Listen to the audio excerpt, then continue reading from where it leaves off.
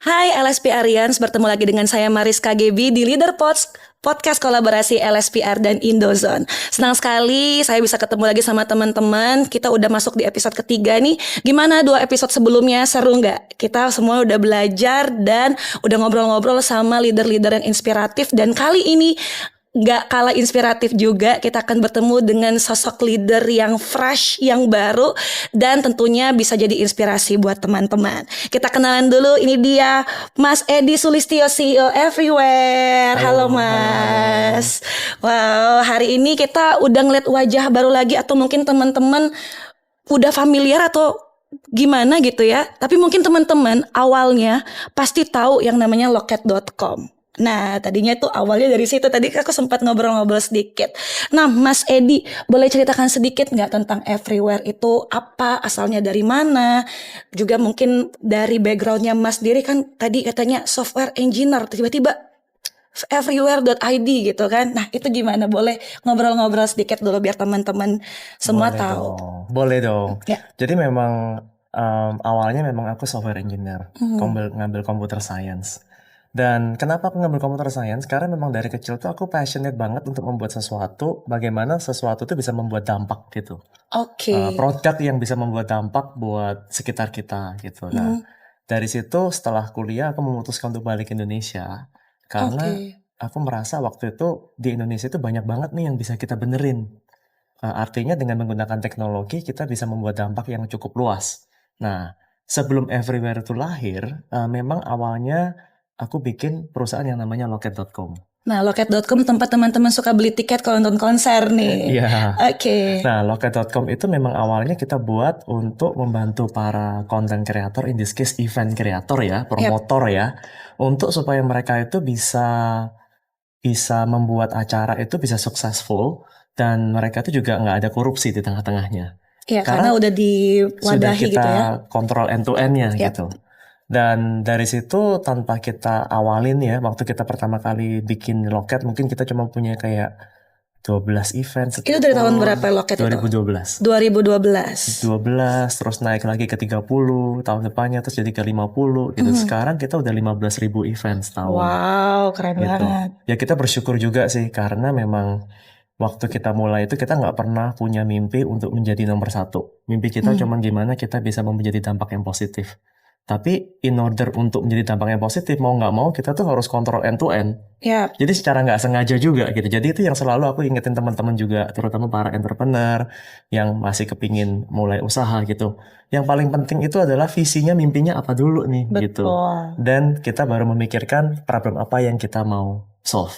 Emang Gitu. waktu itu masalah yang paling kelihatan banget yang Mas lihat sehingga yaudah nih loket.com nih apa? Kok mau jadi dampak yang positif? Emang sebelumnya ada masalah apa? Oh, oke. Jadi waktu itu tahun 2012-2013 itu aku tuh suka iseng nonton pertandingan bola. Oke. Nah, pertandingan bola di Indonesia itu karena aku tuh punya sebuah menggelitik gitu kayak pemahaman yang menggelitik. Kenapa kita punya 270 juta penduduk, Yap. tapi kok nggak ada 11 orang yang bisa main bola dengan benar gitu. Istilahnya bukan nggak benar ya. Maksudnya kayak kenapa kita nggak bisa lolos World Cup qualification lah gitu kan. Iya. Padahal kita penduduknya banyak loh dan talenta kita tuh banyak loh gitu. Dan ternyata waktu itu di awal-awal itu kita menemukan ternyata begitu banyak permainan-permainan di lapangan gitu. Gitu. Oke. Yang mana akhirnya kita melihat, wah kayaknya kalau kita bisa membuat uh, uh, tiketing yang istilahnya aman, diakses kontrolnya, maka uang itu akan fully allocated terhadap promotornya atau terhadap klubnya, bukan lari Oke. kebocoran gitu. Nah, jadi Mas merasa bahwa memang klub bola pada saat itu nggak ada quality karena nggak ada pendanaan. Iya, Karena pendananya kasihan, ada permainan-permainan. kebocorannya banyak gitu. Oke. Dan itu juga sama dengan semacam timpak ya, kayak kebun binatang atau Iya. mungkin eh, amusement park gitu ya. Kita tuh lucu loh, kita melihat Indonesia itu ternyata banyak orang yang kalau mau masuk ke tiket box itu dulu, mereka nggak bayar ke tiket box tapi langsung ngasih orang yang jaga di pintu. Iya, tapi di dalam ada lagi, Langsung bayar masuk parkir ada gitu. lagi. Iya gitu kan. Nah Semuanya, again, jadi uangnya tuh nggak ter-accounted for gitu. Nah kita mikir sesimpel itu, kalau kita bisa membenerin akses kontrolnya, maka industrinya akan lebih baik, Betul. maka ekonominya akan maju. Nah, dari situlah yang setelah kita menjadi nomor satu dan kita lihat ternyata dampak ekonomi dari sebuah event atau khususnya industri kreatif ekonomi itu masif loh. Masif banget gitu. Mungkin kalau kita ngelihat salah satu kunci daripada tingkat kemajuan dari sebuah negara itu zaman sekarang, kalau mungkin kita ngomong 50-60 tahun yang lalu mungkin dari industri pertaniannya atau industri pabriknya gitu ya. Tapi kalau sekarang itu kita di-measure dari tingkat kreatif ekonominya sebenarnya. Simpelnya begini. Kalau kita punya gerbong kereta, yang paling depan itu selalu film atau musik atau kreatif ekonomi lah ya. Karena mereka lah yang bisa membantu sebuah negara itu jadi terkenal. Contoh paling gampang Korea. Iya, Gitu kan. K-popnya ya. Begitu musiknya dan filmnya itu istilahnya menjajah dunia, tiba-tiba semua industrinya mulai dari beauty, makanan, travel semuanya naik semua. Iya. Gitu. Dan semua jadi ikut-ikut ke Semua sana, jadi ke ikut-ikut semua, Korea-Koreaan. ke Korean semua gitu. Ya nggak salah juga, tapi kita juga pengen dong Indonesia bisa on the map juga seperti itu. Dan Padahal kan budaya kita juga kaya ya, Mas ya. absolutely gitu, dan talenta kita tuh luar biasa sebenarnya. Nah, karena dari Loket kita melihat hal itu membuat kita akhirnya membuat Everywhere ini. Gitu, karena kita melihat Everywhere ini banyak talenta-talenta Indonesia yang begitu luar biasa, yang begitu pintar, tapi mereka tuh nggak punya dapat kesempatan. Mungkin mereka tinggalnya di luar Jawa, misalnya. Mungkin mereka nggak punya kesempatan dapat panggung yang lebih luas. Jadi mereka nggak dapat exposure tersebut gitu. Nah, dari situ kita memikirkan gimana ya caranya ya supaya mereka itu bisa tampil, bisa terkenal, bisa nggak cuma terkenal tapi bisa sustainable. Kuncinya di sustainable. Percuma terkenal nggak ada duitnya kan? Iya benar, nggak sustain juga Nggak sustain ya. gitu kan? Makanya banyak yang bilang, oh musisi itu mah kasihan, nggak punya duit gitu misalnya. Tapi sebenarnya nggak bisa begitu juga gitu, karena sebetulnya potensinya tuh luas. Kita lihat Korea, di Amerika, di mana-mana itu selalu berhasil. Nah, dari situlah kita menciptakan sebuah devices, di mana device itu bisa membuat musisi ini tampil dari mana-mana untuk di mana-mana. Oke, Makanya jadi lebih namanya aksesnya lebih everywhere. Jadi mereka tuh bisa nyanyi ya dari Parepare, dari Ambon. Tapi kita akan broadcastnya itu di public area, misalnya di restoran atau di cafe. Kita taruh sebuah layar besar, kita taruh kamera, dan dari situ musisinya itu bisa nyanyi dari rumah, tapi mereka bisa melihat apa yang terjadi di venue tersebut. Mereka bisa melihat customernya yang lagi makan, terus dia bisa nyapa, halo kak, yang lagi makan di sana mau aku nyanyiin lagu nggak gitu. Dan dari situ menjadi interaksi dua arah, dan akhirnya engage, dan akhirnya venue-nya happy, musisinya happy, penontonnya juga happy. Gitu. Oh, keren banget. Jadi tadi mulai dari Loket, permasalahannya Mas Edi ini ya, gimana melihat nih, waduh, kayaknya perlu ada satu platform yang bisa tadi ya pendanaannya lebih terkontrol segala macam, sampai akhirnya ada everywhere kayak gitu. Nah, perubahannya dari Loket ke Everywhere tuh gimana sih? Saya dengar-dengar juga katanya Everywhere ini juga berangkat dari GoPlay. Nah, bingung tuh. Ada 3 brand nih kita sebut sekarang. Loket, GoPlay, Everywhere. Mungkin teman-teman biar kenal dulu kali ya. Gimana pindahnya nih dari Loket, GoPlay ke Everywhere. Boleh, aku ceritain dulu dikit ya. Boleh cerita-cerita. Jadi tahun 2012 kan aku bikin Loket. Ya. 2017 itu kita diakuisisi oleh Gojek. Waktu itu namanya belum Goto ya, masih Gojek. Masih Gojek. Jadi 2017 kita diakuisisi oleh Gojek secara full. Nah, setelah diakuisisi itu, waktu itu aku dipercaya untuk memimpin entertainment divisinya di Gojek. Jadi sekitar 2017 sampai 2023 ya, itu aku jadi Gojek atau Goto Entertainment CEO Group yang khusus menaungi entertainment ini. Sekali lagi, kenapa entertainment?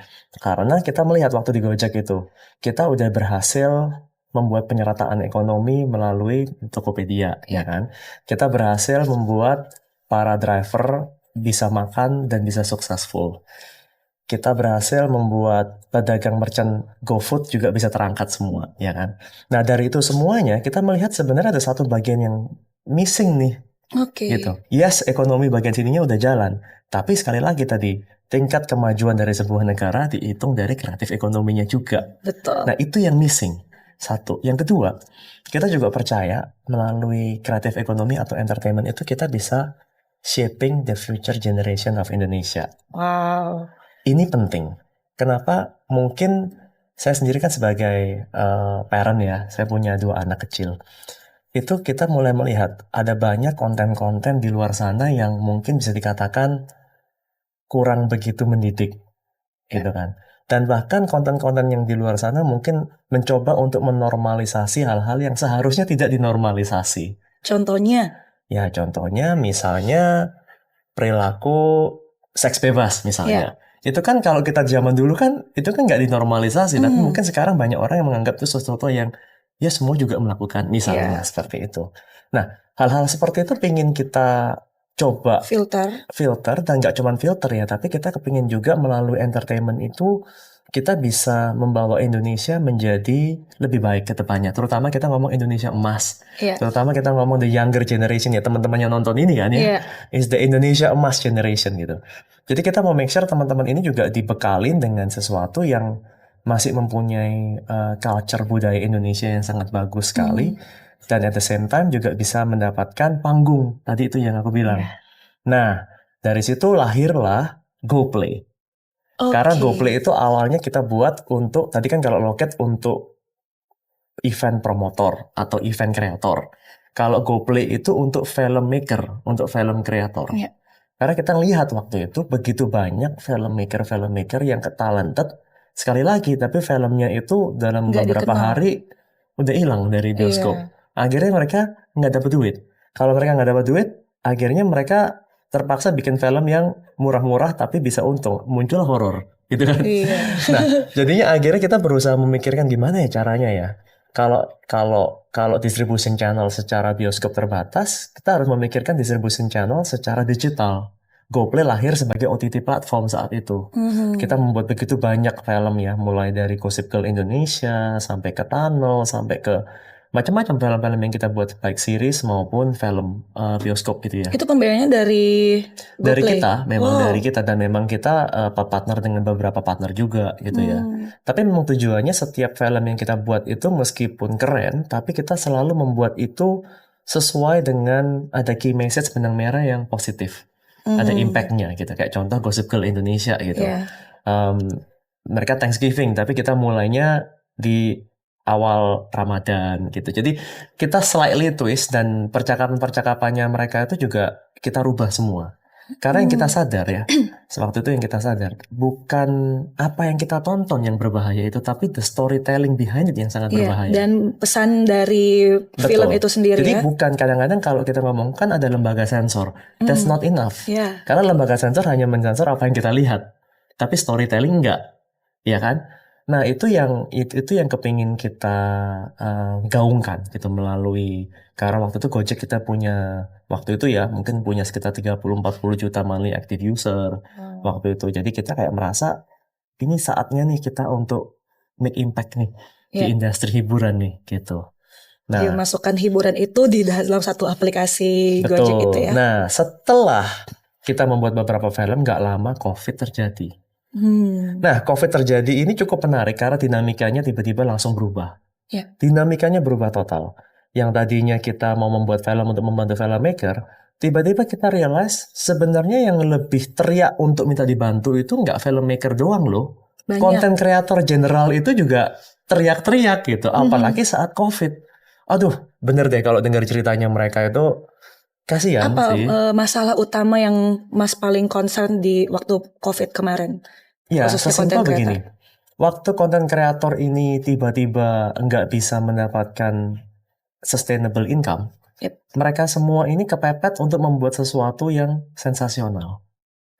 Jadi kita menyadari the root cause-nya, kenapa tadi kan kita bikin film untuk shape the future generation of Indonesia, supaya filmnya positif. Tapi nggak segampang itu. Karena kita ngerti mereka juga butuh duit. Nah, jadi nggak satu line dong ya. Kalau mereka mau butuh duit, mereka terpaksa membuat konten-konten yang sensasional. Itu nggak satu visi dengan GoPlay. Kalau semakin gitu. Sensasional, semakin banyak view, semakin better. Padahal ini fakta menarik yang kita juga belajar. Ternyata kalau contoh nih mau bikin konten di YouTube, ternyata yang bisa dapat duit dari YouTube itu hanya small portion of content creator. YouTube tuh punya namanya YouTube partner program.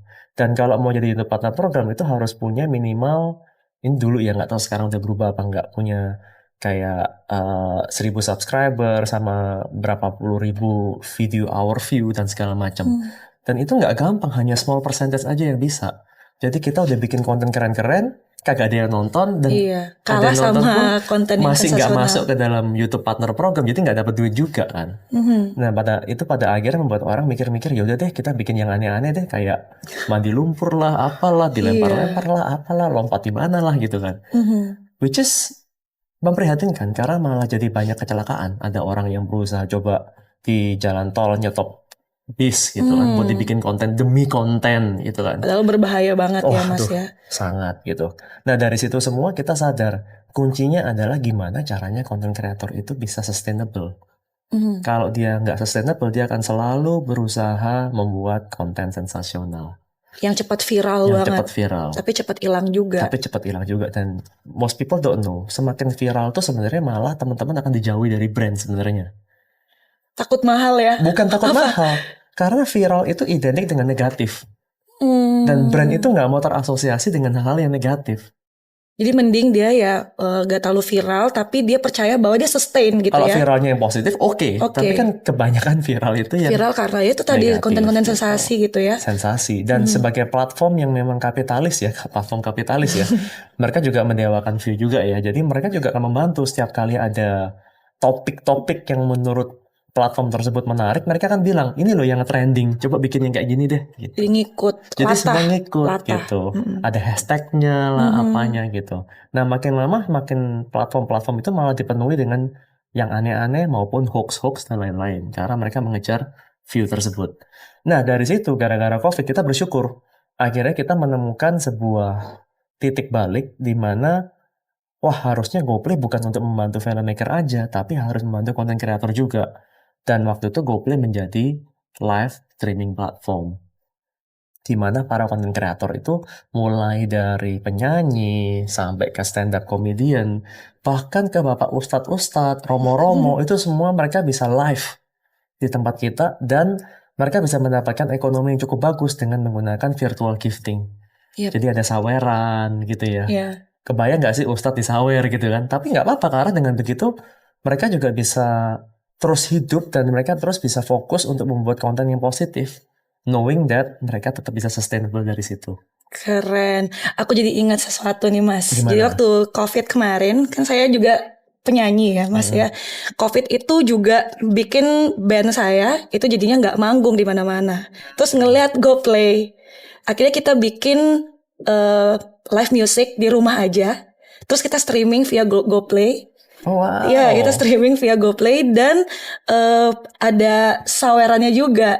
Jadi memang pada saat itu GoPlay sangat membantu ya kami musisi-musisi yang terdampak COVID dan kami bisa bantu kru-kru jadinya untuk mereka bisa bertahan hidup. Keren banget. Wow, Keren thank you banget banget udah GoPlay. jadi user kita. Makanya tadi saya jadinya relate dengan ceritanya Mas di mana punya kegelisahan gitu ya dengan para content creator, industri hiburan seharusnya mereka punya platform gitu untuk tetap sustain, untuk tetap bisa menggaungkan karya-karya mereka. Absolutely. Gitu ya dan ini menjadi hal yang sangat perlu dikembangkan dan disupport gitu ya. Apalagi generasi muda nih. Mungkin generasi muda sekarang gelisah banget. Kira-kira apa ya platform yang paling tepat untuk mereka untuk bisa menggaungkan kreativitas, mereka tetap sustain gitu dan segala macam dan everywhere ini hadir gitu ya. Keren banget loh Mas. Nah, ceritanya belum selesai tuh Oh tadi. iya, coba Kan tadi kita kan masih lanjutkan sampai ke lagi. GoPlay nih. Nah, terus pandemi udah mulai berakhir, ya kan? Dimana waktu itu kita bersyukur lah kita bisa membantu lebih dari 35.000 konten kreator Indonesia untuk bisa sustainable tiap bulannya. Nah, setelah itu sekitar tahun 2023 di mana pandemi udah mulai berakhir, udah back to normal ya, the new normal gitu. Kita melihat justru para musisi, musisi kafe terutama, itu justru mereka mendapatkan revenue mereka itu malah drop. Kita kaget. Tapi setelah kita selidiki dengan data, make sense. Karena banyak orang yang udah keluar dari rumah. Jadi yang nonton secara online dan streaming dan sawer itu berkurang drastis. Tapi waktu mereka untuk ngisi acara di kafe-kafe seperti dulu sebelum COVID, persaingannya makin berat. Banyak yang jual harga lebih murah. Iya, Terus gitu. sampai waktu itu ada budget COVID katanya, jadinya murah banget jualannya. Betul. Nah, dari situ itu kita gelisah lagi tuh. Gimana ya caranya kita bisa membantu mereka? Itu kita ngomong orang-orang yang di Pulau Jawa.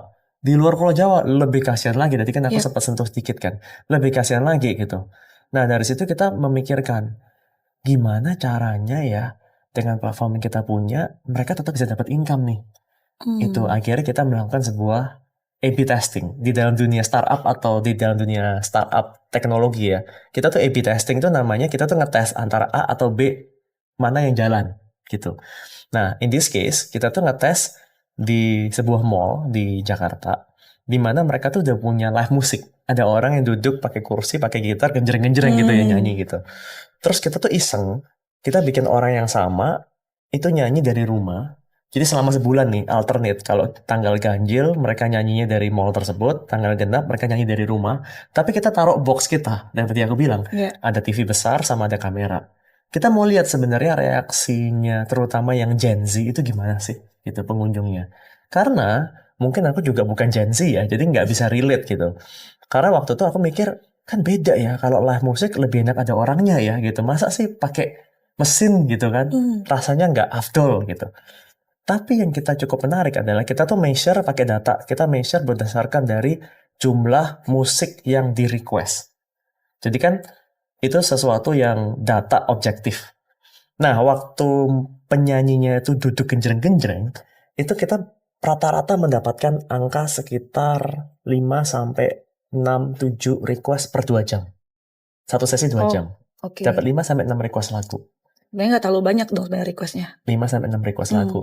Waktu mereka nyanyi dari boxnya kita, request lagunya sampai 40. Oke, jadi 8 jauh kali banget ya. lipat lebih banyak. Terus terang data awal itu membuat kita kaget. Kita sendiri pun juga kaget. We were mind blown. Kayak kaget, kok bisa? Gitu kan. Terus itu membuat kita dig deeper. Kita mau tahu, emang ini fenomena hanya kebetulan aja kah? Tapi ternyata selama sebulan penuh, sama hasilnya konsisten. Dan ini kenapa penyanyinya bukan penyanyi yang beda juga loh. Penyanyi yang sama. Sama. Dengan menggunakan cara yang sama. Dari situ akhirnya kita menemukan sebuah data point baru di mana the younger generation, Gen Z ataupun yang younger millennial, kuncinya di tengah-tengah millennial ke bawah dan Gen Z dan ke bawah, itu mereka memang lebih nyaman ngobrol dengan mesin dan gadget dibandingkan ngobrol dengan manusia. Wah, Ini ini cukup ada negatifnya, ada positifnya nih. ini cukup menarik yang memang kita sendiri juga nggak bisa relate tadinya. Tapi waktu kita lihat kaget karena orang yang sama waktu dia nyanyi dan di situ on premise ya kita bilangnya, orang itu mau datengin itu segen. Tapi begitu di box, somehow mereka datengin, halo halo, dia bisa ngomong-ngomong dengan nyaman. Entah karena mungkin we are an anxious generation yang dikit-dikit merasa takut jangan-jangan nanti dipalak nih, jangan-jangan nanti diculik nih, gitu mungkin Trust kita issue-nya mikir ada banget trust ya. issue. Tapi begitu ada box dia tahu orang ini nggak mungkin nyentuh kita misalnya, we don't know. Tapi faktanya adalah angka itu naik secara drastis engagement tersebut. Nah dari situ kita eksperimen lagi. Oke, kalau misalnya ternyata engagementnya naik, ada impactnya nggak dengan yang punya venue? Dan kita lihat ternyata time span-nya pun juga naik. Jadi mereka itu bisa duduk lebih lama dibandingkan biasanya. Kalau itu logikanya simple, kayak karaoke. Kalau kita udah request lagu di karaoke, kita pasti akan nunggu lagu kita dinyanyiin baru kita pulang. Sama. Jadi ternyata mereka nunggu sampai lagunya dinyanyiin. Since requestnya banyak, Since jadi requestnya nunggu banyak, ya. mereka requestnya lebih banyak dan mereka nungguin lebih lama.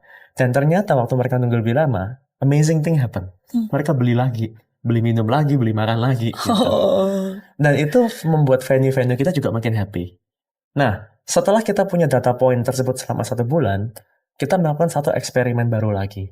Kita mikir, what if nggak one to one? What if satu musisi yang dari Pare-Pare ini bisa nyanyi buat multiple venue barengan? Lebih luas ya. Tiba-tiba konsepnya menjadi musician sharing. Tiba-tiba konsepnya kita berhasil membuat unit ekonominya lebih masuk. Artinya si venue bayarnya lebih murah, while the musician dapatnya lebih banyak. Tiba-tiba keren banget gitu. Keren banget gitu. Tiba-tiba si musisinya yang dari luar Jawa gitu yang memang mungkin sebulannya cuma dapat 800.000, 900.000 sebulan ya. Sekarang mereka bisa dapat kayak 5 juta gitu. Itu significant increase buat kehidupannya mereka. Dan yang kita lebih bangga lagi, banyak daripada mereka itu yang akhirnya berhasil apa ya, istilahnya merasa happy banget karena mereka tuh bahkan nggak pernah nyanyi buat di Jakarta loh sebelumnya. Oh gitu. Tapi sekarang mereka udah manggung di mall-mall besar, di restoran-restoran terkenal gitu. Bahkan kita juga punya partner kita yang di Tokyo sama Taiwan.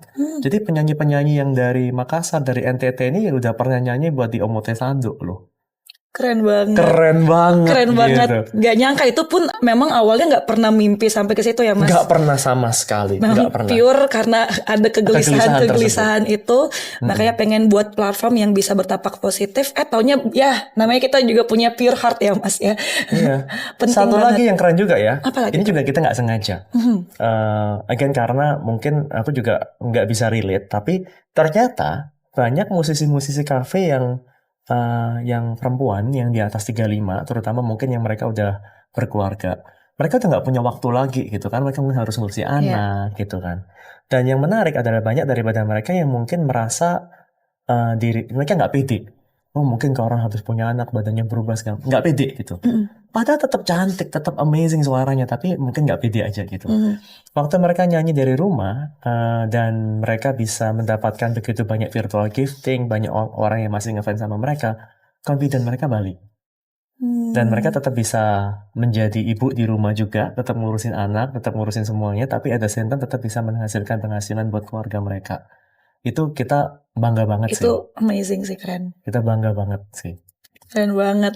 Ini menginspirasi banget nih cerita ini karena ternyata dari satu mimpi ya, sebenarnya nggak perlu bermimpi besar-besar, yang penting punya konsistensi untuk itu tadi visi yang di awal tadi ya, punya visinya mau berdampak positif, dari situ aja mimpi ya udahlah ikut mengikuti aja dari visi yang awal, ternyata bisa jadi sebesar ini. Betul. Terus akhirnya makanya namanya diganti jadi everywhere. Nah, akhirnya jadi everywhere. Kemudian berarti udah nggak kerjasama lagi sama GoPlay Ya, atau kebetulan gimana? memang di tahun 2023 ini kita mendapatkan opportunity untuk menjadi independen. Jadi Oke. Loket.com dan GoPlay itu menjadi independen, udah nggak jadi bagian dari part of Gojek Group lagi. Kita akuisisi full. Oke. Jadi karena sebenarnya gini, kalau dipikir lagi sebagai part of everywhere ya, yang dimana at certain point kita memang dibesarkan di Gojek. Tapi kalau kita memang mau berlari lebih kencang lagi, memang kita harus sudah mulai, pathnya harus mulai memisah. Iya. Gitu, supaya kita bisa membuat impact yang jauh lebih besar lagi dan lebih cepat inovasinya. Iya benar. Jadi lebih fokus juga Lebih ya. fokus juga Everywhere gitu. ini. Jadi langsung kita rebrand namanya. Dari GoPlay menjadi Everywhere. Jadi sesuai dengan mimpi kita juga ya, supaya musisi atau content creator kita itu bisa tampil dari mana-mana untuk di mana-mana. Itu keren banget ya. Jadi teman-teman nih yang musisi, yang entertainer ataupun content creator juga Stand up comedian bisa, sulap juga bisa, apapun sih sebenarnya. Mau talk show pun juga bisa. Misalnya Keren kita talk banget. show nih ya, terus di sana mungkin kita misalnya sekarang ini kita lagi di Everywhere kan gitu ya. Kita muncul di beberapa lokasi misalnya. Jadi kita bisa langsung ngobrol sama peserta-peserta yang kepingin nanya langsung di kota-kota lain juga gitu. Gitu. Berarti Everywhere ini udah dari tahun berapa, Mas? Officially mungkin dari tahun 2023 itu ya, waktu kita beli dari Gojek ya. Oke. Tapi memang secara perusahaan, karena memang cikal bakalnya dari GoPlay memang dari 2019. Berarti sebenarnya dari creator-creatornya juga ada nggak yang dari creator dari Ada GoPlay yang dong, pindah? banyak dong. Oh banyak. Banyak. Banyak ya. Banyak. Jadi banyak yang berkarya juga di Everywhere gitu. Nah dari 2 tahun ini kira-kira Mas, kira-kira apa inovasi yang udah Everywhere lakukan, atau mungkin Everywhere punya rencana inovasi ke depan lagi untuk buat apa gitu? Ya, justru balik tadi to the point ya, dimana kita nggak sengaja ya melakukan semua ini. Kita cuma pingin membantu konten kreator, hati kita kepingin supaya mereka bisa punya income yang sustainable dan punya panggung. Kita nggak sengaja merevolusi industri entertainment. Ya. Gitu kan. Yang kita membuat beberapa inovasi nih selama setahun belakangan. Yang pertama adalah konser di mana-mana. Nah, konser di mana-mana ini cukup menarik karena ini the world first decentralized event. Wow. Di mana Kita pernah sama dengan Malik di Essential, kita pernah dengan Dul, kita pernah macam-macam ya, karena dengan Rizky Febian, kita pernah beberapa artis-artis besar juga, di mana mereka nyanyinya tuh dari studio, tapi di broadcast ke 50, 60, 70 titik Wow. at the same time. Jadi hiburan digital sebenarnya ya. Tapi offline, Gimana tuh? karena semuanya harus datang ke restoran dan food court tersebut, tidak ada di HP. Nggak di handphone. Karena semuanya di layar besar yang tadi aku bilang, di layar besar dengan kamera tersebut. Oke. Jadi instantly kita bisa membuat lokasi-lokasi merchant-merchant partner kita atau food court kita atau mall-mall partner kita membludak dengan customer. Berarti ada sebenarnya ya Mas ngelihat ada sesuatu yang baru nih Sesuatu dari yang baru. mungkin kegelisahan masyarakat juga sebenarnya pengen nonton. Biasanya kan orang lebih tertarik kalau nonton konser langsung. Nah ini gimana orang-orang bisa tertarik nih sama konser yang sifatnya seperti ini nih? Nah, yang menarik karena ini bukan kayak konser kayak tipikal dulu waktu zaman COVID ya, di mana kita ngelihat nonton YouTube di broadcast gitu. Tipikalnya nggak begitu, karena ini ada unsur interaktivitinya. Wah, Jadi ini si inovasinya di sini Maliknya ya, Mas. ini nih bisa nyapa-nyapa. Halo semua yang di mall ini gitu, maju ke depan nanti aku nyanyiin happy birthday ulang tahun. Terus mereka bisa mau request lagu apa gitu. Bisa ngomong-ngomong langsung secara dua arah. Digital tapi offline tapi interaktif juga. Correct. Gitu. Keren banget. Jadi ini memang inovasinya the world keren first, memang nggak pernah ada di Belum pernah mana-mana. ada. Dan ini cocok banget buat Indonesia karena memang Indonesia negara kepulauan, gitu ya. Dan memang penduduk Indonesia kan juga tersebar, dan juga musisi Indonesia atau talent Indonesia juga ada di mana-mana juga, gitu kan. Jadi ini sangat cocok sekali untuk solusi di Indonesia sih memang. Dan ini semua 100% memang Indonesian made semuanya teknologinya. Oke. Inilah jadinya yang jadi satu inovasi terbaru juga dari Everywhere dan belum ada ya di Belum ada. mana-mana. Bahkan nanti kita akan stay tune aja, kita akan ada beberapa Korean fan meeting juga. Wah pasti itu Jadi seru fan banget. meeting, tapi artisnya tetap dari Korea, tapi dia bisa nyapa-nyapa semua orang dan bisa foto bareng dan segala macam. Jadi tetap berasa real ya. Tetap berasa real. Kuncinya real itu sebenarnya disapa sih. Interaksi itu. Interaksinya. Karena kalau enggak, ya sebenarnya kayak kita datang ke GBK misalnya, nonton sebuah konser, kita beli tiket, terus duduknya paling atas di tribun, nontonnya di LED gede. Sebenarnya juga kita nggak merasakan konser sebenarnya, kita kayak nonton dari layar sebenarnya kan. Tapi dengan inovasi seperti ini kita bisa memungkinkan untuk mendapatkan intimasi, feelingnya itu berasa deket gitu. Oke. Sama konten kreatornya ataupun artisnya gitu. Jadi dari inovasi ini kira-kira fenomena apa yang baru yang bisa Mas lihat nih? Mungkin yang pasti ini tidak akan menggantikan the real concept, pasti. Tapi ini akan memberikan suplemen. Jadi misalnya ada ini BTS kan bentar lagi bakal setelah setelah balik dari wajib militer kan mau bikin konser lah gitu. Ya tapi kan mungkin nggak semua orang bisa datang ke Jakarta misalnya. Iya. Nggak mungkin juga kita bawa BTS-nya ke setiap kota di Indonesia, nggak mungkin juga. Nggak mungkin juga. Ini juga bisa menjadikan remote viewing location yang sama-sama bisa interaktif di masing-masing kota di Indonesia gitu. Keren banget. Nah kalau asik kan? Asik banget, asik banget ya. Ini sesuatu yang baru juga buat saya. Mungkin teman-teman Gen Z juga ya, baru juga tapi pasti sangat relevan sama Gen Z sekarang. Dimana Gen Z juga suka sama hal-hal baru, apalagi yang digital gitu ya, teknologi baru itu pasti Gen Z suka banget. Tapi Mas tantangannya apa nih untuk bisa mengembangkan itu semua dan memperkenalkan juga ke Gen Z itu apa tantangannya? Memang sesuatu yang baru, apalagi yang pertama di dunia itu selalu pasti ada tantangan, ya kan? Tapi kita melihat penerimaannya sangat baik sih. Penerimaannya para penontonnya pun kita juga ngomong misalnya kayak ya ini kita ada virtual konser tapi dengan interaktif gitu, kita ngomong apa adanya dan kita memang selalu melihat fenomena ini tetap diterima dengan baik. Sebagai contoh di beberapa mall juga di Jakarta kita pernah tes juga dengan menggunakan nyanyi bareng. Jadi lagu-lagu Korea nggak ada artisnya, cuman kita puterin di LED besar. Nggak delay itu Mas. Nggak nyanyi bareng, tuh dalam arti cuma diputerin video aja nyanyi. Tapi satu atrium mallnya itu full banget.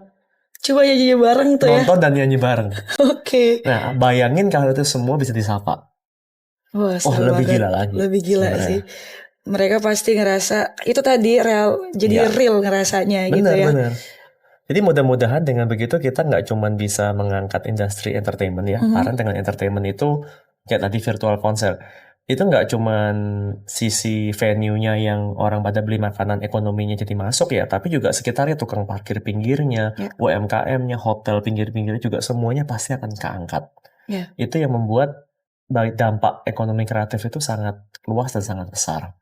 Nah, nggak sengaja juga kita juga nggak cuma revolusi industri hiburan, tapi kita juga revolusi industri iklan atau Oke. advertising. Nah, itu boleh ceritakan gak revolusi iklan di dunia Ini digital juga, ini gimana aduh tuh? terus Ya terang kan ini kita nggak itu tuh sengaja hiburan-hiburan banget ya. Sekarang Iya. iklan gimana nih? Ini kita juga nggak sengaja juga, karena waktu itu salah satu artisnya kita itu di sebuah coffee shop di Jakarta. Ternyata coffee shop tersebut tuh has been struggling for a while untuk naikin the second order namanya.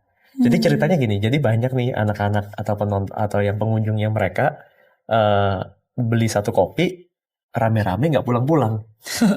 Selalu ya. Iya. Anak nongkrong Familiar, memang gitu. sounds familiar Iya. gitu kan. Nah, tapi kan itu kan secara economically nggak make sense buat yang pemilik coffee shopnya Iya. dong gitu. Nah, kita tuh nggak sengaja. Jadi musisi kita itu nyapa kan, halo kak, aja pakai baju ini gitu. Nah, mau aku nyanyiin lagu nggak? Oke gitu. Oke, tapi habis aku nyanyiin beli kopi lagi ya. Gitu. Oh siap kak gitu. Dan ternyata mereka beneran beli. Dan kita melihat ternyata bentuk iklan yang tadinya itu mungkin kita terbiasa dengan TV atau YouTube atau nonton di banner, billboard dan segala macam, itu tuh iklan yang tidak ada push factor. Iklannya tuh cuman kayak ya lo beli boleh, nggak beli juga oke. Template aja Nggak ada yang gitu tahu rasanya. juga gitu. Kalau kita nonton di YouTube nih iklan, ada promo, bla bla bla. Itu kan kita juga nggak ada yang tahu kita beli apa enggak kan gitu. Tapi kalau ini karena dilihat oleh kamera dan kita merasa si konten kreatornya itu ngeliatin kita dan Ada dia sudah tuntutan psikologis melakukan nih, ya. sesuatu buat kita juga, itu kita melihat conversion rate-nya itu mendekati 99%. Konsisten across the board. Nah, itu langsung kita mikir, mungkin kita bisa ngapa-ngapain nih gitu. Langsung lah Nggak sengaja lagi nggak nih ya, Mas, sengaja ya. lagi gitu. Karena dengan kita melakukan seperti ini, musisi kita ini atau konten kreator kita ini nggak cuma dapat dari venue-nya, nggak cuma dapat dari virtual gifting, tapi dia juga bisa dapat duit dari brand juga. Which is ujung-ujungnya naikin kreatif ekonomi sekali lagi gitu ya. Jadi kita mempertemukan tadinya cuma musisi, venue dengan customer. Sekarang kita menaruh karakter keempat yaitu si brand. Ya. Di mana brand itu juga bisa berpartisipasi gitu. Bagaimana dia bisa membantu untuk membuat support dan itu mungkin bisa melakukan aktivasi-aktivasi yang secara dalam. Misalnya kayak untuk mungkin download aplikasi. Iya. Atau mungkin kalau mau ngasih virtual gifting harus pakai QRIS-nya bank tersebut misalnya. Oh gitu. Dan itu tiba-tiba bisa mendapatkan conversion rate yang cukup tinggi. Padahal harusnya nih kalau kita ngomong, ini kan teman-teman kalau teman-teman marketing biasanya kalau ngomong billboard itu upper funnel. Ceritanya cuma buat yang asal lewat gitu kan.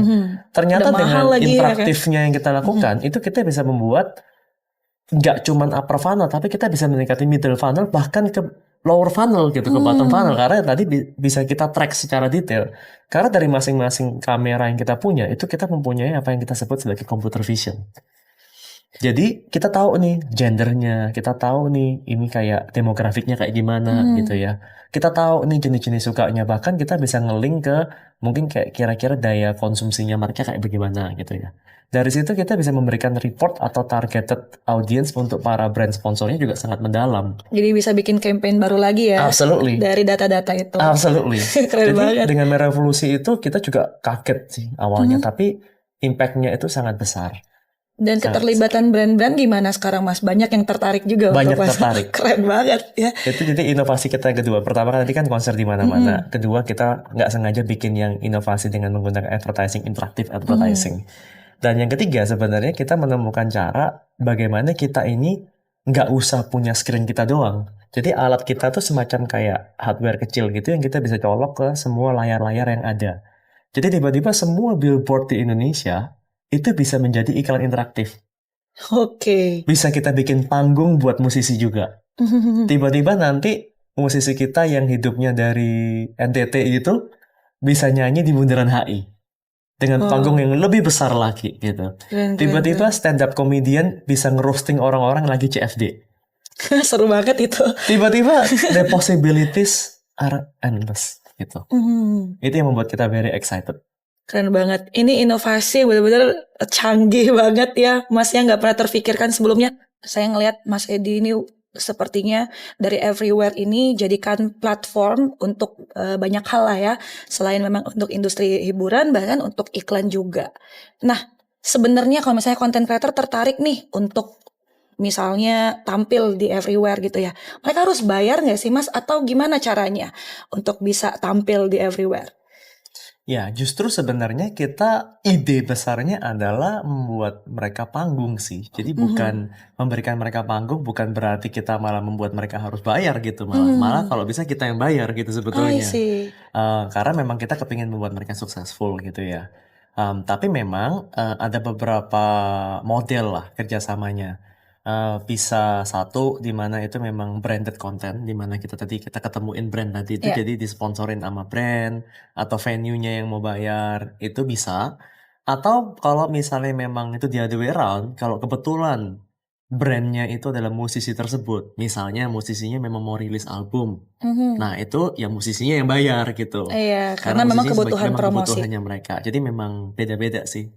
Terus pembagiannya nanti saya dari content creatornya atau ke everywhere-nya itu gimana? Oh, pembagian juga beda-beda memang. Hmm, Kita punya regular konten, tapi kita juga kan pendapatannya itu kan bisa macam-macam ya. ya, Bisa dari tipping tadi kan, for iya. gifting scan curious, tipping gitu.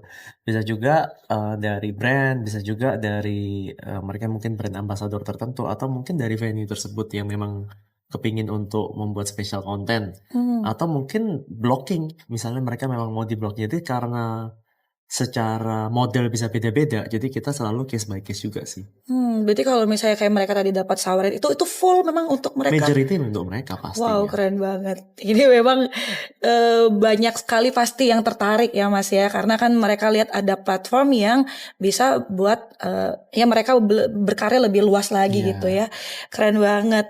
Dan satu hal yang Hmm, mungkin tadi aku lupa mention, mm-mm. kita itu juga punya yang namanya Academy Everywhere. Oh, apa itu? Jadi kita mau nggak cuma membekali mereka dengan pekerjaan, tapi kita juga membekali mereka dengan education. Jadi Karena nggak mempersiapkan semua, mereka ya. betul, karena nggak semua musisi itu ngerti gimana caranya untuk handle audience, terutama secara live, gitu ya. Dan bagaimana mungkin misalnya kehidupan mereka, misalnya mereka nyanyinya dari luar Jawa gitu. Kita udah ada standar misalnya lightingnya, standar misalnya dari sisi internetnya, dan bahkan secara background pun juga kadang-kadang kita kirimin. Karena kan kadang-kadang mungkin nggak semua rumahnya mereka itu menarik gitu kan. Mungkin Iya. kadang ada beberapa yang kurang layak misalnya. Which is kita ngerti banget gitu. Dan itu yang kita empower mereka. Kita tambahin mereka, kita berikan mereka proper equipment, mixer mungkin kadang-kadang. Dan kita dengan Academy Everywhere itu kita mengajarkan mereka untuk bisa berinteraksi. Gimana nih caranya buat mancing customer, gimana nih caranya supaya bisa menjual tapi secara subtle gitu ya, nggak Mhm. terlalu hard selling. Bagaimana caranya kalau misalnya mereka dibully sama penontonnya gitu, gimana mereka secara elegan bisa menjawabnya. Nah, hal-hal seperti itu kita ajarkan ke mereka dan memang semua musisi yang tampil di kita pasti akan dikurasi. Jadi nggak Oke. semuanya bisa, tapi memang semua bisa daftar. Nanti kita akan training, kita akan kurasi, dan kita akan assign semacam ada scoring grade-nya juga gitu. Oke. Yang menentukan mereka mungkin di-assign-nya ke venue yang mana nih gitu. Ya memang kan anak-anak muda juga sekarang kan semuanya berlomba-lomba ya pastinya pengen jadi terkenal lah ibaratnya. Tapi perlu dipersiapkan juga Pasti. karena apalagi nih Gen Z. Katanya kalau stereotipnya kan Gen Z suka mental health lah, suka sepet rapuh lah. Ya mungkin mereka ya perlu dipersiapkan dengan hal seperti ini supaya mereka lebih siap tampil gitu ya. Apalagi Iya. lebih siap terkenal gitu. Nah ini juga jadi menjawab pertanyaan saya yang tadi saya sempat pengen tanya nih. Jadi apa sih sebenarnya yang membedakan jadinya everywhere dengan platform-platform digital hiburan lain. Karena kalau kita melihat mungkin dengan platform digital hiburan yang lainnya gitu ya, sosial media misalnya, akan lebih mudah lah mereka untuk mengakses dan ya siapa aja bisa gitu. Nah, sedangkan di everywhere kan jadinya ada kurasi. Tapi gimana Mas, kira-kira mungkin Mas bisa kasih pesan ke Gen Z khususnya, apa sih sebenarnya kesiapan yang perlu mereka siapkan supaya mereka lebih pantas gitu untuk tampil di everywhere? Karena kan kalau di platform digital lain ya siapa aja bisa gitu ya, netizen yang akan Ya. kurasi mereka. Tapi di everywhere apa kesiapannya? Mungkin ada pesan-pesan buat Gen Z. Mungkin perbedaannya yang sangat mendasar itu di everywhere itu teman-teman itu kerjanya offline sebenarnya. Itu yang harus dibedakan. Memang dia dari rumah, memang pakai HP, ya kan? Tapi sebenarnya di broadcastnya itu di venue-venue yang prestigious gitu. Oke. Jadi beda dengan kalau asal tampil di HP, yang nonton juga dari HP gitu kan. Ini beda gitu. Penampilan baju pun harus diperhatikan bahkan. Nggak bisa kita cuman kayak pakai celana pendek segala macam gitu ya. Bahkan di beberapa venue kita mengharuskan beberapa penyanyinya harus pakai jas. Oke, biar lebih proper gitu Karena ya. memang lokasinya memang Hotel Bintang 5 gitu. Ya nggak bisa dong gitu. Mereka Iya. tiba-tiba siapa ini cuma pakai singlet gitu kan nggak masuk gitu kan. Iya, Gitu. iya, benar-benar. Nah itu yang kita ajarkan ke mereka. Jadi bukannya berarti kita nggak bisa, semua orang welcome. Welcome. Cuma memang harus kita equip supaya Oke. mereka bisa naik level lah istilahnya gitu. Gak cuma jadi content creator biasa Betul. ya, yang asal viral di Betul. sosial media, tapi di everywhere Betul. jadi content creator yang berkualitas. Betul. Tapi memang kita encourage sebenarnya sih untuk menggunakan semua platform yang ada. Karena memang semua platform itu pasti punya kelebihan dan kekurangan masing-masing. Ya. Nah, jadi memang jangan terpaut oleh satu platform aja sih memang. Harus bisa Iya. explore juga ya, Dan menjelajahi. kita ada di sini kan tujuannya bukan untuk berkompet, tapi untuk berkomplementary dengan platform tersebut.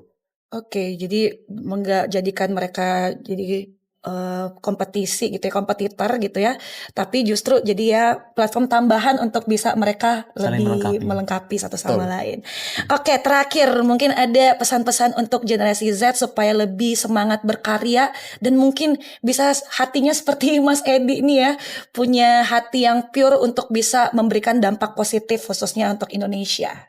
Ya mungkin yang harus disyukurin dulu adalah kita lahir dan hidup di Indonesia itu harus kita syukurin dulu. Itu Oke. first and foremost. Jangan ngerasa nyesel ya Jangan dengan keadaan dengan yang keadaan terjadi. apapun, justru semakin banyak keadaan yang aneh-aneh terjadi itu saatnya kita justru punya kesempatan untuk berkarya.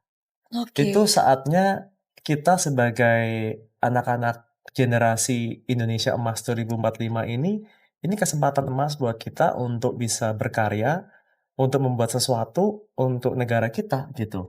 Semakin lihatnya itu adalah selalu ada apa sih istilahnya itu, ada opportunity in every adversity gitu ya. Iya. Gitu. Jadi harus dipakai itu, dan impact yang bisa kita lakukan terhadap Indonesia itu impact-nya bisa ke 280 juta penduduk loh.